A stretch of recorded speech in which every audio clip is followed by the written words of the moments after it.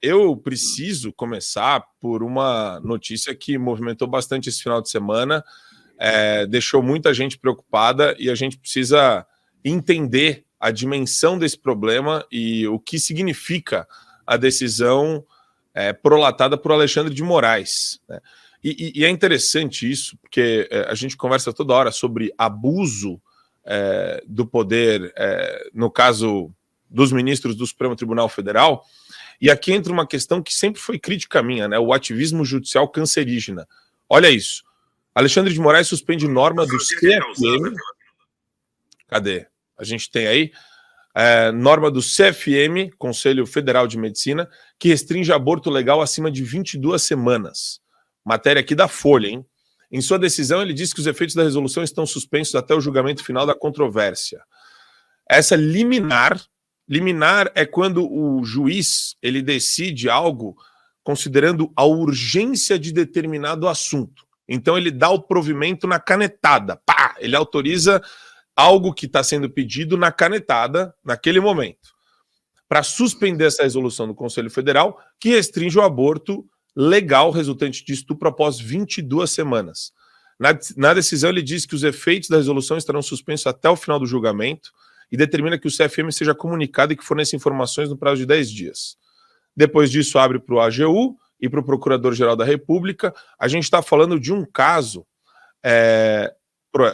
uma decisão prolatada de uma ação proposta pelo PSOL e a ANIS, em que afirmam que a resolução institui tratamento discriminatório no acesso à saúde, indo na contramão das situações previstas em lei para a realização do aborto legal no Brasil, em caso de estupro do feto ou que envolva risco à vida da gestante.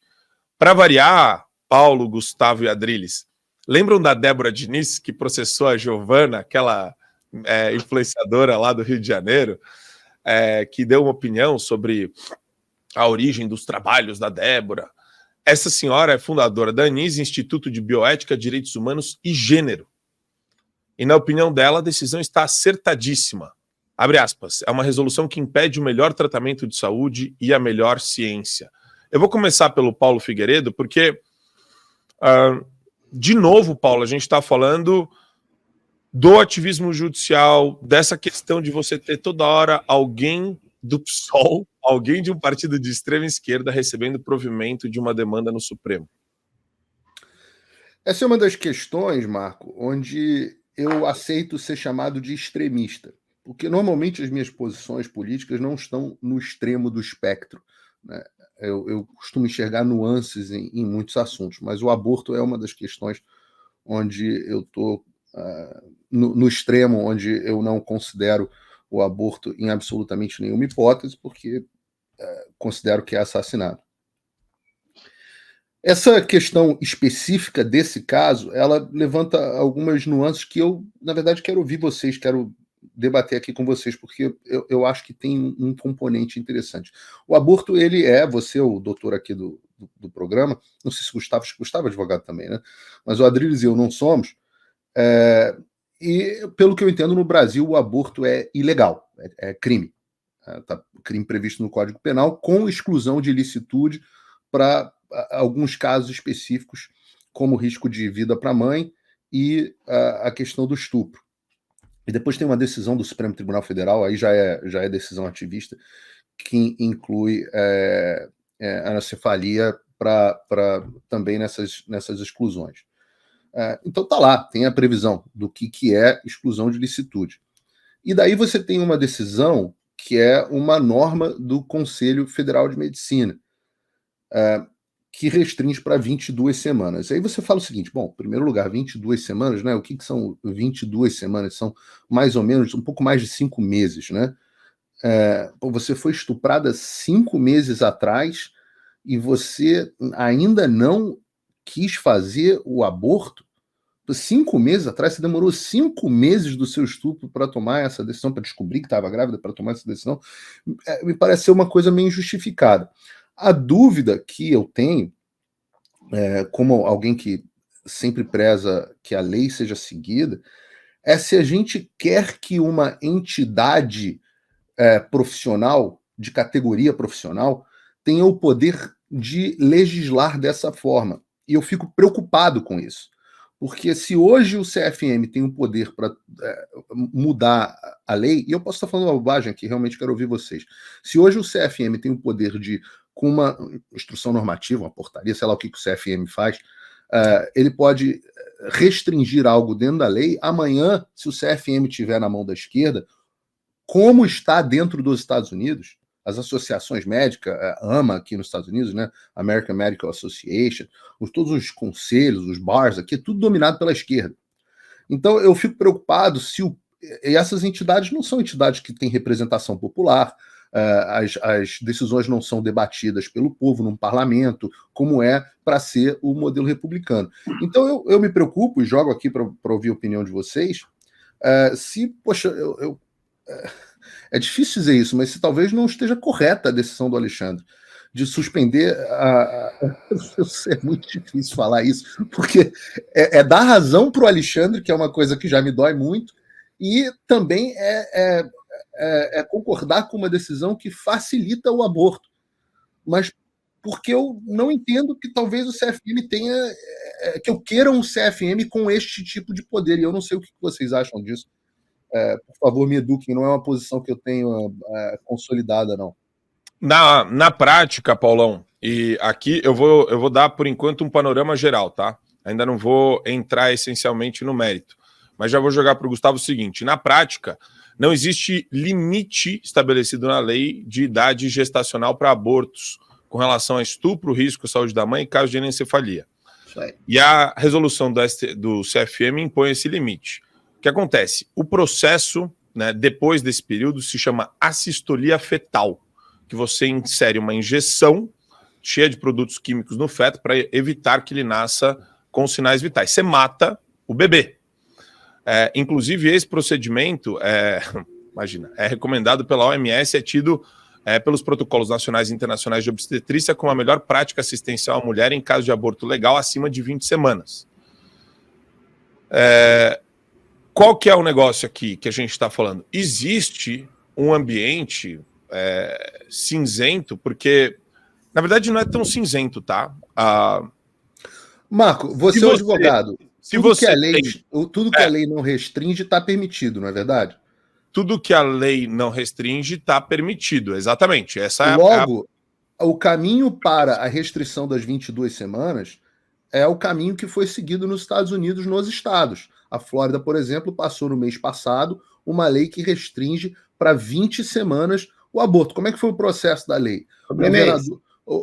A Câmara, a Assembleia Legislativa, aqui, o equivalente, né, dos Estados Unidos, submeteu a lei. Aqui nos Estados Unidos, os estados também são bicamerais, o Senado aprovou e o governador foi lá e sancionou a lei. Houve uma discussão no parlamento, os representantes do povo se manifestaram, houve debate para um lado e para o outro, as leis foram ajustadas e maravilha. Agora, e eu bati palma. Eu estava na Marcha para a Vida esse ano, ninguém pode me chamar de abortista, pelo amor de Deus. Eu fui para Washington debaixo de neve para participar da Marcha da Vida.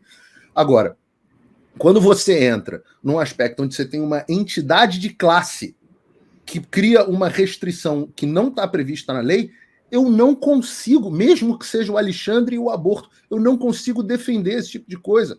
Porque amanhã essa mesma entidade de classe pode dizer que as crianças, como aconteceu na Califórnia especificamente, que as crianças em idade escolar têm o direito de mudarem o gênero delas sem autorização dos pais.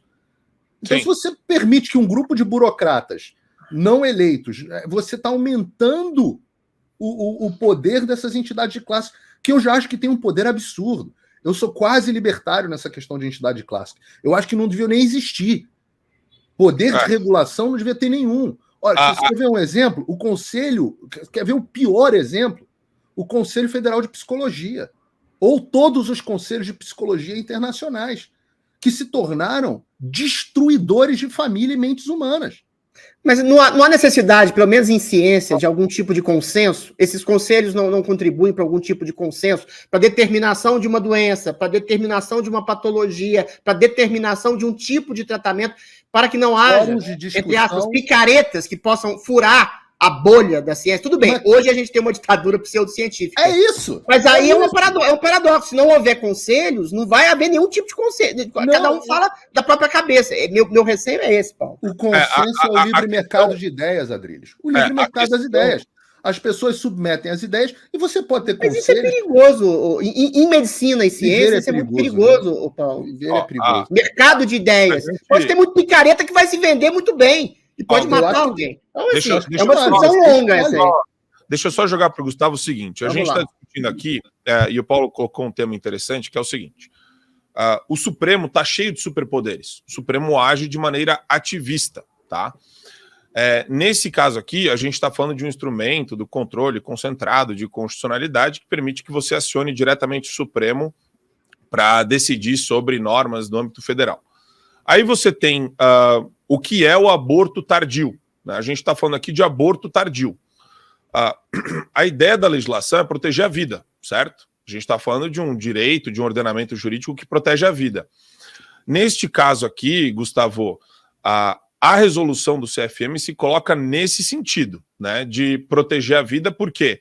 Porque você fala de alguém que chega no médico depois da barriga tá grande e fala, olha, eu fui estuprada, você está lidando com a palavra da pessoa, talvez um registro em boletim de ocorrência, quando pedem, né, e ao mesmo tempo, risco à gravidez da mãe. A gente tem as histórias que você pode ver no Brasil Paralelo, é algo, inclusive, que eles debatem muito. Quer dizer, é mais provável que gere um risco à gravidez da mãe fazer o processo abortivo do que não fazer, Gustavo. Sem dúvida. Essa resolução do CFM, na verdade, o tema central ali era a questão da sistolia fetal, né? Que, para mim, eu concordo com o Paulo, aborto é assassinato em qualquer circunstância. E, nesse caso da sistolia fetal, é assassinato com requintes de crueldade. É uma injeção por meio de uma seringa que vai direto no coração do feto, insere ali vários, enfim, componentes que causa paralisia cardíaca do feto e ele morre na hora. Então, assim, é assassinato com requintes de crueldade. Era contra isso que o CFM estava se colocando. Inclusive, não é usado nem em animais. Isso não é usado nem em animais. Pode olhar o Conselho Federal de Medicina Veterinária, isso não é usado nem em animais, tamanha a crueldade disso. Então, é contra isso que o CFM estava se insurgindo. E eu concordo que é perigoso, sim, ter uma entidade, só que ela não está legislando, né? Ela está fazendo uma recomendação para os médicos, né? O CFM, ele lida com a questão médica.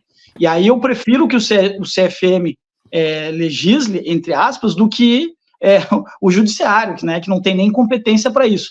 E aí a gente entra num outro, eu não vou nem entrar na questão da perversidade dessa decisão, porque eu acho que é muito típico desse senhor, né? Isso é uma coisa extremamente perversa, relativizar isso e tentar botar, não, mas veja bem, tem uma lei aqui, e está dizendo, não, para aí, a gente está tratando de vidas humanas. Mas, além disso, o pessoal que tem uma dúzia de deputados, ou seja, ele não tem voto para passar as suas pautas no Congresso, ele não tem votação suficiente. Por quê? Porque a população discorda das bandeiras, em sua grande maioria, discorda das bandeiras do pessoal. O que eles fazem? Eles recorrem a um ministro, e aí esse ministro, com uma decisão monocrática, vai contra todo o entendimento do Congresso, que se esse tema for a votação, e é por isso que nunca vai, porque eles sabem que vão perder, e contra o entendimento da maioria da população. Então, para mim, o grave nisso tudo é isso, mais uma vez, essa ditadura judicial se sobrepondo a uma vontade popular, a uma vontade da maioria da população. Então, assim, se a gente pegar no detalhe, tem essa questão da sistolia fetal, que convido as pessoas a botarem depois do programa a sistolia fetal vídeos e assistam o nível de crueldade, de perversidade que matar um bebê de 22 semanas com uma injeção, que praticamente como atravessar uma lança no peito do bebê para fazer a parada cardíaca dele. Então, assim, tem essa questão que para mim é assassinato com requinte de crueldade, tem a questão da perversão, né, desse senhor que tomou essa decisão monocrática, e tem a total bagunça institucional brasileira, que o Congresso é simplesmente atropelado, né, decisões congressuais são atropeladas por uma decisão monocrática da Corte, e ainda que não fosse monocrática, ainda que fosse uma decisão unânime, o Judiciário, o STF, não tem a prerrogativa de legislar, eles não têm essa prerrogativa, mas eles estão atropelando sistematicamente o Congresso e a sociedade, né? E no caso do CFM, vamos lembrar, na própria pandemia, o CFM se colocou de uma maneira muito sensata, né, em relação a diversas, dizendo que era o médico que deveria ter a prerrogativa de estabelecer ou não um tratamento para os seus pacientes, e não um juiz, um jornalista, os especialistas, né? Porque aí na pandemia todo mundo era especialista em virologia, em transmissão de vírus, e olha, veja bem, se você fizer tal coisa, isso aqui funciona. Não, quem tem que saber são os médicos. Então, o CFM estava resguardando ali o poder do médico poder receitar ou não determinado medicamento ou determinado tratamento. Aí, nesse caso também, eles estão restringindo, ou pelo menos recomendando que não seja usado esse método da sistolia fetal, que é extremamente cruel.